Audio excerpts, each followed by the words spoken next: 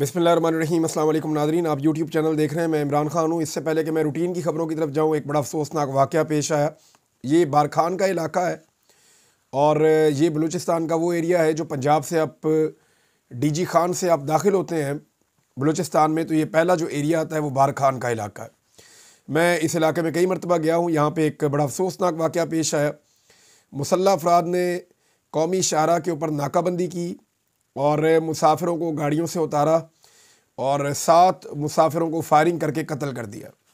और जो अब तक इतला आ रही है वो ये आ रही है कि एक मुसाफिर कोच को रोका गया, 7 मुसाफिरों को उतारा गया, पहले नाकाबंदी की गई और फिर फायरिंग का निशाना बनाया गया।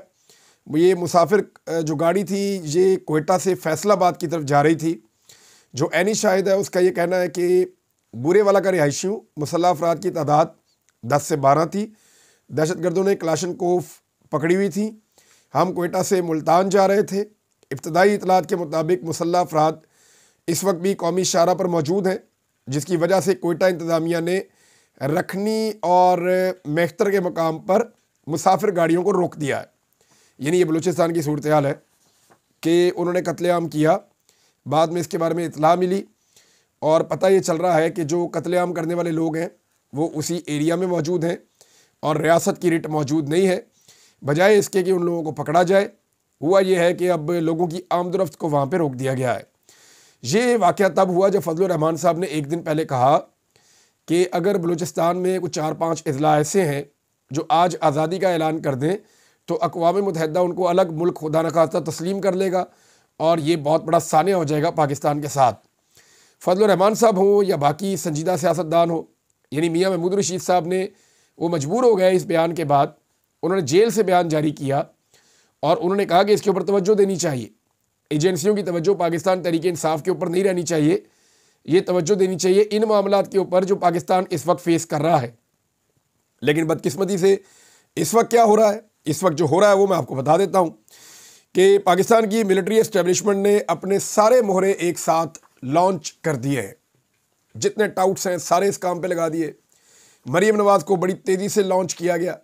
जो चीफ टाउट हैं पाकिस्तान की मिलिट्री एस्टेब्लिशमेंट के मियाँ नवाज शरीफ साहब, उनको रीलॉन्च किया गया और उन्होंने भी बयानात देना शुरू कर दिए। हालांकि बड़े अरसे से वो रेत में सर दबा के बैठे थे और कोई बात नहीं कर रहे थे, लेकिन अब मियाँ नवाज शरीफ साहब भी बोलना शुरू हो गए। हालांकि मियाँ साहब को जिस तरह की शिकस्त हुई है, एक मानसेरा में और दूसरी लाहौर में उनके अपने हलके में, अब तो वो यास्मीन राशिद का हलका है, मियाँ नवाज शरीफ का हलका तो वो हुआ करता था। तो जिस तरह की शिकस्त मियाँ नवाज शरीफ साहब को हुई है उसके बाद तो उनका कभी भी सियासत पे बोलना बनता ही नहीं है। लेकिन इसके बावजूद ढिठाई है, मियाँ साहब दोबारा से सियासत के ऊपर बात कर रहे हैं और सारे के सारे जितने एसेट हैं पाकिस्तान तहरीक इंसाफ के ख़िलाफ़ एस्टेब्लिशमेंट के, वो सारे मोहरे एक एक करके लॉन्च किए गए हैं। फैसल वाडा को ले आए मैदान में, बहुत सारे और लोग हैं उनको मैदान में ले आए। लाल टोपी वाला जो है वो आजकल बहुत ज़ोर लगा के बोल रहा है। तो वो तमाम ये चीज़ क्या बता रही है? आर्मी चीफ खुद भी मैदान में आ गए, उन्हें भी आकर स्टेटमेंट देना पड़ा। पब्लिकली मरीम नवाज साहिबा के साथ उन्होंने एक इवेंट किया, उसके बाद बच्चों के साथ जो इवेंट किया उसको भी पब्लिक किया गया।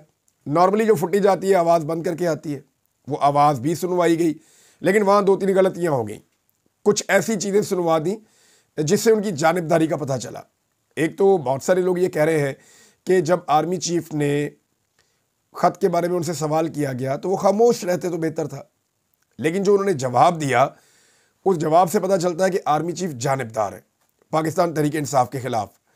और फिर वो जो बातें करते हैं उससे भी पता चलता है, जो इक़दामात होते हैं एस्टेब्लिशमेंट के उनसे भी पता चलता है कि आर्मी चीफ जानिबदार है। अब मरीम नवाज़ ने एक जलसा किया, एक तो छोटा सा एरिया चंद कनाल का जहाँ पर यह जलसा किया गया, बाद में उसको एडिट कर दिया गया तस्वीरों को, यानी वो काम दिखा दिया गया जो दिखाया जाता है नॉर्मली। लेकिन पाकिस्तान तहरीक इंसाफ ने वो कार्रवाई पकड़ ली। उन्होंने दिखाया कि कैसे कॉपी पेस्ट करके किस तरीके से एक छोटे जलसे को बड़ा करने की कोशिश की गई और इंफॉर्मेशन मिनिस्टर ने उठा के वो तस्वीरें लगा दी।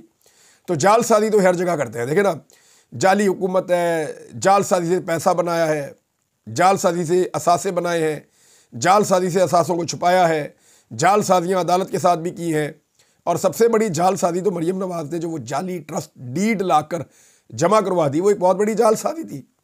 पहले झूठ बोलते हैं फिर जालसाजी करते हैं।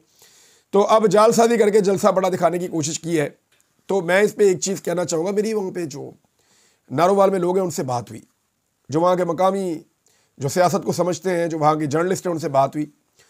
उन्होंने कहा जी एहसन इकबाल से इतने कमज़ोर जलसे की उम्मीद नहीं की जा रही थी। मैंने कहा जी क्यों? उन्होंने कहा जी एहसन इकबाल कई मरतबा यहाँ से इलेक्शन जीतते हैं, हाथी मरा हुआ भी 1.25 लाख का होता है। बेशक एहसन इकबाल को इस मरतबा फार्म 47 पे लाया गया, लेकिन इसके बावजूद उनकी लोगों के अंदर इतनी बातचीत है कि वो 15-20 हज़ार बंदा इकट्ठा कर सकते हैं। ये वहाँ के जो मकामी लोग हैं सहाफ़ी, उनका ये कहना है कि एहसन इकबाल में इतनी कैपेसिटी है कि वो 15-20 हज़ार बंदा इकट्ठा कर सकें। लेकिन तमाम सरकारी और तमाम अस्करी वसाइल इस्तेमाल करने के बावजूद, सरकारी अमले को लाके वहाँ बिठाने के बावजूद, लोगों को लालच देकर वहाँ लाने के बावजूद और दूर दराज इलाकों से लोगों को इकट्ठा करने के बावजूद ये 10-12 हज़ार का क्राउड इकट्ठा नहीं कर सके। तो ये बहुत परेशान कुन सूरत हाल है, बड़ी पतली सूरत हाल है PMLN की नारोवाल जैसी जगह के ऊपर। और यहाँ पे एक और चैलेंज भी है ना कि इसी जगह के ऊपर आप कल इजाज़त दे दें मरीम नवाज़ की जगह पे आलिया हमज़ा को और कोई इंतज़ाम भी ना करें, तो आप देखें इससे 4 गुना जलसा हो जाएगा।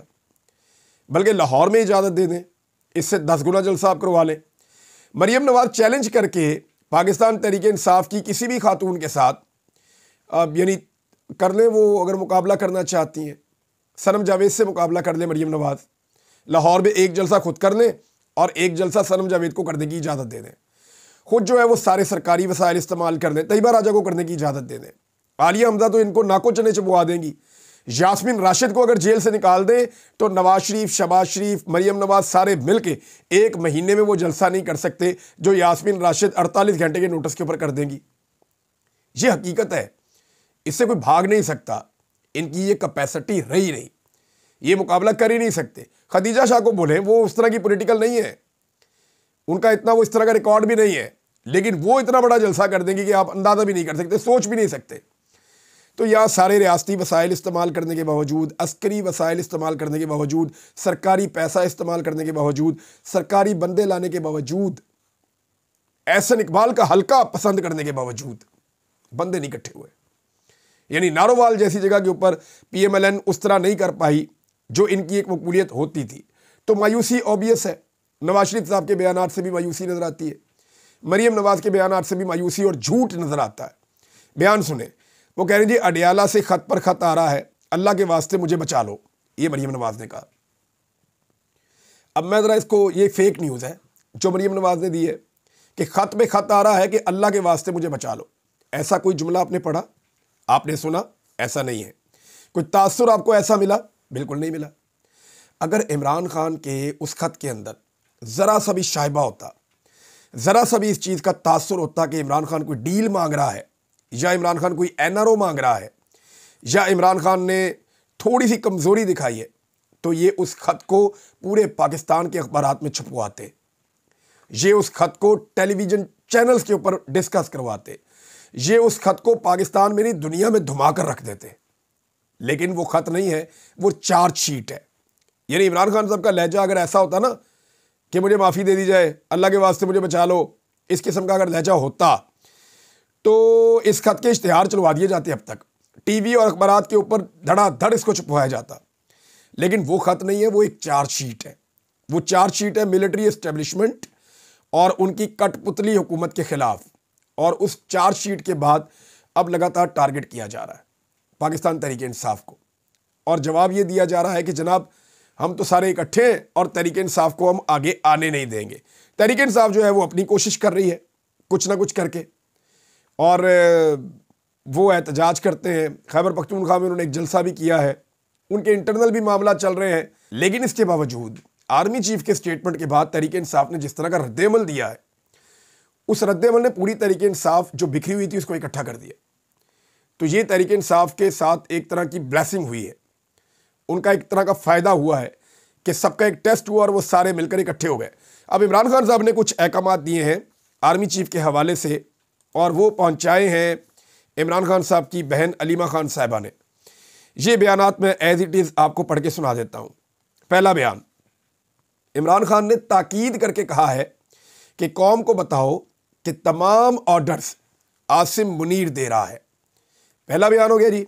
दूसरा, इमरान खान ने कहा है जो मर्जी कर लें, धमकियां दें, प्रेशर नहीं लूँगा और ना ही डील करूँगा। सिंपल चीज़ तो ये है कि मैं डील नहीं करूँगा। अगला बयान इमरान खान साहब का कि साबिक वज़ीर आज़म के साथ जेल में ऐसा कौन कर रहा है, हु आर यू। हम भी पूछेंगे कि हु आर यू, ये हलीमा खान साहबा ने बताया। उसके बाद जो अगला स्टेटमेंट है इमरान खान साहब का, वो स्टेटमेंट है जी कि इमरान खान ने कहा है कि डायरेक्ट आसिम मुनीर कर्नल को हुक्म देता है कि इमरान खान पर प्रेशर बनाओ, ये सब कुछ आसिम मुनीर के हुक्म से हो रहा है। अगला बयान, हम 20 मिनट इमरान खान के साथ रहे लेकिन बुशरा बीबी को नहीं लाया गया, तो हमने जेल में एहतजाज रिकॉर्ड करवाया कि अगर बुशरा बीबी ना लाई गई तो हम नहीं जाएंगे। हमें धमकी दी गई कि अगर आपने एहतजाज बंद ना किया तो आपकी मुलाकातों पर भी पाबंदी लग जाएगी। ये जनाब जब हलीमा खान साहबा इमरान खान साहब को मिली तो वहाँ से ये बयानात आए, ये मैंने आपके सामने रख दिए हैं। आसिम मुनीर साहब का नाम ऐसे डिस्कस होता नहीं था, इतना खुल के चीज़ें होती नहीं थी। ये क्यों हो रही हैं मैं ये थोड़ा समझाता हूँ। होता यह है कि जब जुल्म किया जाता है या जबर किया जाता है या जानिबदारी दिखाई जाती है, तो अगर वो थोड़ी हो ना, तो जो पॉलिटिकल पार्टीज़ हैं वो थोड़ा सा मार्जिन रखती हैं। वो ये देखती हैं कि ठीक है जानिबदारी इतनी है, अभी मार्जिन है, ये लोग वापस अपनी डोमेन में चले जाएंगे, और जब तक उम्मीद बाकी होती है तब तक इतनी चीज़ें खुलकर नहीं होती। साफ बात यह है। अब पाकिस्तान तहरीक इंसाफ की इस सिस्टम से उम्मीद ख़त्म हो रही है। तहरीक इंसाफ को समझ आ गई है कि हमें इंसाफ तब तक नहीं मिलेगा जब तक कि हम अपने बाजू पे भरोसा नहीं करेंगे, अवाम खुद निकलकर सड़कों पे इंसाफ नहीं लेगी, और जब तक हम खुलकर सारी बातें नहीं कहेंगे तब तक हमें इंसाफ नहीं मिलेगा। तो अब इमरान खान साहब का लहजा जो है वो काफ़ी तल्ख अब दिखाई दे रहा है, वो बड़ा खुलकर सामने आ रहे हैं, और वो साफ साफ इमरान खान साहब ये कह रहे हैं कि जी नाम लो जाकर आसिम मुनीर साहब का। वो साफ कह रहे हैं कि जिम्मेदारी डालो आसिम मुनीर साहब पे। वो ये कह रहे हैं कि कर्नल को अहकामात भी आसिम मुनीर साहब दे रहे हैं, और जो जुल्म और जबर हो रहा है हमारे ऊपर वो आसिम मुनीर साहब की वजह से हो रहा है। अब क्योंकि आर्मी चीफ आसिम मुनीर साहब ने एक स्टेटमेंट ऐसा दिया औरतों के हवाले से, तो उनके ऊपर एकदम बहुत ज़्यादा तनकीद हुई, और उसका रद्दअमल भी आ रहा है, और आने वाले दिनों में रद्दअमल बढ़ेगा, ये मैं आपको बता रहा हूँ। लेकिन जब ये रद्दअमल बढ़ेगा ना, तो उसके मुकाबले में फिर रद्दअमल अवाम का भी बढ़ेगा। ये कैलकुलेशन कभी भी हमारे इदारे नहीं कर पाते। उन्हें ये लगता है कि उनके पास बंदूक है, उन्हें ये लगता है कि उनके पास बूट है, उन्हें ये लगता है कि उनके हाथ में डंडा है, तो वो किसी को भी हाँकेंगे, किसी को भी मारेंगे। बहुत सारे टाउट हैं, वो छलांगे मारते हैं, वो ये कहते हैं इंज कर देगा तो उंज कर देगा, तो ऐसे कर देंगे तो वैसे कर देंगे। इससे लोगों की सोच नहीं बदलती। आप लोगों को थोड़े अरसे तक तो हाँक सकते हैं, डरा सकते हैं, हमेशा आप लोगों को डरा कर नहीं रख सकते, ये मुमकिन नहीं है। एक और नाज़रीन, मैंने पाकिस्तान तहरीक इंसाफ के लोगों से मेरी बात हुई, और वो भी हैरान है कि जो मरीम नवाज़ के ख़िलाफ़ जो उल्ट पटांग किस्म की आर्टिफिशियल इंटेलिजेंस को इस्तेमाल करके वीडियोस बनती हैं, चाहे वो वीडियोस बनी हो जब एक अरबी मुल्क के हुक्मरान आए थे, चाहे वो वीडियोस बनी हो आर्मी चीफ के साथ उन्होंने जो एक प्रोग्राम किया उसमें, इसमें मैंने पाकिस्तान तहरीक इंसाफ के जो कुछ लोग हैं जिम्मेदारान हैं उनसे मैंने बात की। मैंने कहा यार ये कौन बनाता है? तो उन्होंने कहा जी हम भी हैरान हैं कि आर्टिफिशियल इंटेलिजेंस का ये जो इस्तेमाल हो रहा है, ये हैरान कुन तौर पे ऐसे अकाउंट से हो रहा है जो हाल ही में बनाए गए हैं, और तहरीक इंसाफ में उन्हें लोग जानते नहीं हैं ज़्यादा। यानी वो ये कह रहे हैं ये ऐसे अकाउंट्स हैं जो इन चीज़ों को इनिशिएट करते हैं, जिनका पाकिस्तान तहरीक इंसाफ से ताल्लुक़ नहीं है। ये कौन है जो ये काम कर रहा है और इसका मकसद क्या है?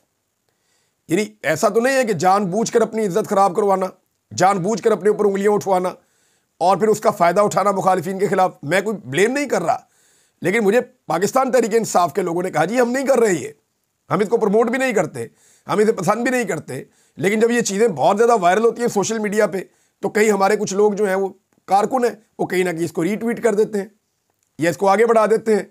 लेकिन हमारी ये पार्टी पॉलिसी नहीं है और हम ऐसी किसी चीज़ की हमायत नहीं करते। उन्होंने बहुत खुलकर मुझे ये बात की है। अब नाज़रीन, इसमें एक रऊफ़ हसन साहब ने भी स्टेटमेंट दिया है, वो ज़रा इन चीज़ों से हट के है, वो एक अलग दावा कर रहे हैं। रऊफ़ हसन साहब दावा ये कर रहे हैं, मैं आपको पढ़ के सुना देता हूँ। सवाल जब उनसे किया गया कि क्या कोई बैकडोर चैनल पे आपकी बातचीत हो रही है, तो उन्होंने कहा कि अगर मैं कहूँ कि बैकडोर पर बात नहीं हो रही तो ये झूठ होगा, यानी कहीं ना कहीं हो रही है। लेकिन बात आगे इसलिए नहीं बढ़ रही है कि वो चीज़ जो इमरान खान से मांग रहे हैं वो इमरान खान नहीं दे रहा। अब इमरान खान से मांग क्या रहे हैं, तो अब तक की जो खबरें आई हैं हमारे पास गुज़िश्ता 1.5 2 साल में, वो खबरें जो चीज़ें बताती हैं कि इमरान खान साहब से बारी बारी क्या क्या मांगा गया, वो मैं आपको बता देता हूँ। नंबर 1, सबसे पहले जो उन्हें ऑफ़र की गई कि बैरून मुल्क चले जाओ 3 साल के लिए। दूसरी ऑफ़र की गई कि 3 साल तक खामोश रहो, एक ये भी उनसे मुतालबा किया गया। फिर एक मुतालबा हमने सुना कि 2 साल खामोश रहो। फिर कुछ लोगों ने बताया कि इमरान खान साहब से कहा जा रहा है कि माफ़ी मांगो और एतराफ़ जुर्म करो। ये तो मुझे भी कहा गया था कि इमरान खान साहब माफ़ी मांगे और एतराफ़ जुर्म करें, तो ये क्या वो टूट जाएगा? तो ये उसका मतलब ये था। फिर एक और चीज़ उन्हें जो ऑफ़र की गई कि बनी गाला या नथिया गली में भेज देंगे, 1 साल तक खामोश रहे, वो भी नहीं माने। फिर 6 माह की खामोशी तक मामला आ गया और हुकूमत को चलने दें, वो भी नहीं माने। और अब गारंटी मांगी जा रही है कि कम से कम आप एस्टेब्लिशमेंट को कुछ नहीं कहेंगे, हमें आप कुछ नहीं कहेंगे, कम से कम ये गारंटी भी दें। मामला यहाँ तक भी आया था, लेकिन मामला आगे बढ़ता नहीं है।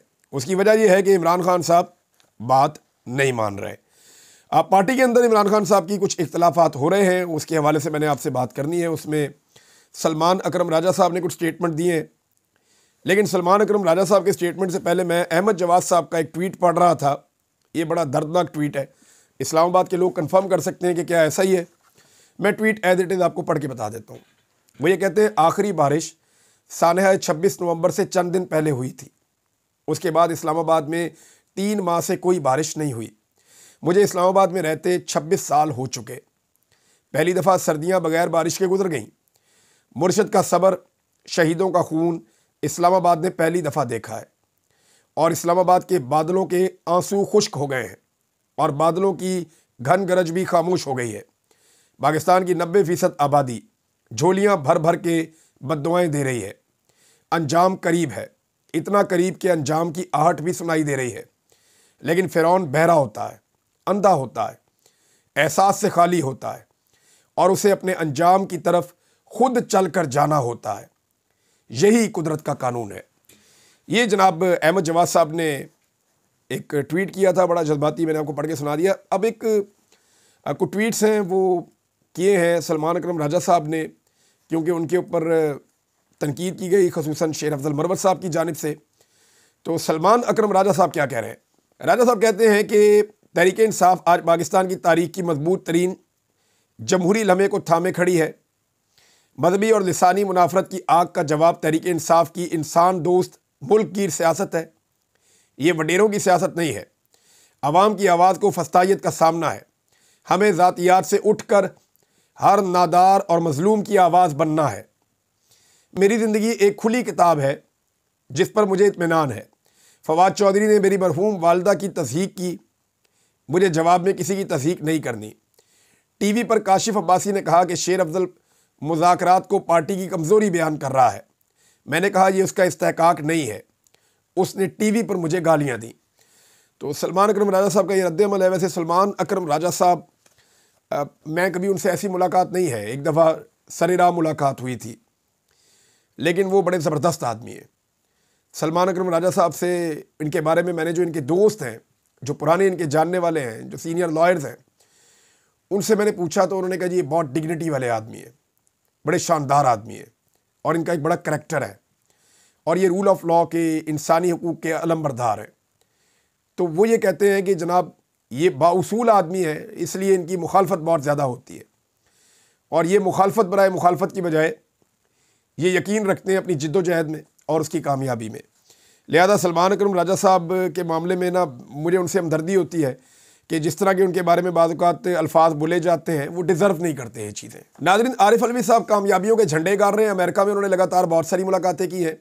हुकूमत की तरफ से इसाक डार साहब गए, हुकूमत की तरफ से मोहसिन नकवी गए, बिलावल गए। ये सारे मिलकर इतनी मुलाकातें नहीं कर पाए, ये सारे मिलकर इतनी कोशिश नहीं कर पाए जितनी अकेले आरिफ अलवी साहब की मुलाकातें हुई हैं। वो बहुत सारे अमरीकी सियासतदानों से मिले हैं, हुकूमत के बहुत सारे लोगों से मिले हैं। उन्होंने एक इंटरव्यू दिया है और उनके बकौल इस वक्त पाकिस्तान को मिलिट्री कंट्रोल कर रही है। 90% से ज़ायद मकबूलियत वाले इमरान खान को धांधली से हराया गया। 26 नवंबर को दर्जनों कारकुनों को शहीद किया गया। पाकिस्तान में जमहूरी नहीं जर्नैली हुकूमत है। ट्विटर जो है पाकिस्तान में बंद है। मीडिया में इमरान खान पर पाबंदी है। हर तरफ इंसानी हुकूक की पामालियाँ हो रही हैं। ये आरिफ अलवी साहब ने अमरीकी मीडिया को इंटरव्यू भी दिया है और वो बड़ी कामयाबी के साथ अपना दौरा मुकम्मल कर रहे हैं और वो दुनिया में ये बता रहे हैं कि पाकिस्तान में जो इंसानी हुकूक की पामालियाँ हो रही हैं वो पूरी कोशिश के बावजूद रुक नहीं पा रही। नाज़रीन, एक और बड़ी खबर है और वो खबर सऊदी अरब से आई है। ये पाकिस्तान के लिए निस्बतन अच्छी खबर है कि सऊदी वली अहद मोहम्मद बिन सलमान साहब ने पाकिस्तान को पेट्रोलियम मसनूआत की फराहमी से मुताल्लिक बड़ा फ़ैसला किया है। और सऊदी अरब के वली अहद मोहम्मद बिन सलमान ने आगाह किया कि पेट्रोलियम मसनूआत के हवाले से मौखर अदायगी की बुनियाद पर सऊदी डेवलपमेंट फ़ंड की जानिब से मज़ीद 1 साल तक के लिए $100 मिलियन माहाना जो है वो फराहमी की तजदीद की गई है। आपको पेट्रोल मिलता रहेगा और ये सऊदी हुकूमत की एक दफ़ा फिर पाकिस्तान के ऊपर मेहरबानी है। अब मोहम्मद बिन सलमान हो, इससे पहले इनके वालिद हो, इससे पहले वाले हुक्मरान हो, सऊदी अरब तो पाकिस्तान को हमेशा सपोर्ट करता है, पाकिस्तान की मदद करता है। लेकिन एक चीज़ और है ना, उन्हें हैरत भी होती है पाकिस्तान को देख देख कर कि पाकिस्तान खुद आगे क्यों नहीं बढ़ता। पाकिस्तानी मज़दूरों ने, पाकिस्तानी मेहनत कशों ने जाकर सऊदी अरब में काम किया, सऊदी अरब कहाँ से कहाँ पहुँच गया। उनका अपना एक विजन है, उनका अपना एक तरीका है, उनको पता है कि अपने मुल्क को कहाँ लेकर जाना है। वो जहाँ सहरा होते थे वहाँ ज़बरदस्त सड़कें, बड़ी बड़ी बिल्डिंग्स बन रही हैं, वो तरक्की कर रहे हैं, बहुत सारी ऐसी चीज़ें बना रहे हैं जो हम कभी सोच नहीं सकते थे। आप यूएई चले जाएँ, ओमान चले जाएँ, बहरीन चले जाएँ, कतर चले जाएँ, रेगिस्तानों के अंदर उन्होंने गुले गुलजार बना दिए। और पाकिस्तान जो गुले गुलजार था, हम उसे खुदा न खास्ता एक रेगिस्तान बनाने पे तुले हुए हैं। कोई चीज़, कोई पॉलिसी हमारी ठीक काम नहीं कर रही। तो सऊदी अरब तो हमारी मदद करता है, बाकी मुल्क भी हमारी मदद करते हैं, लेकिन क्या हम अपनी मदद आप करते हैं? ये सवाल पाकिस्तानियों को खुद से पूछना चाहिए। अब तक के लिए इतना ही। अपना ख्याल रखिएगा, अपने चैनल का भी। अल्लाह हाफ़िज़।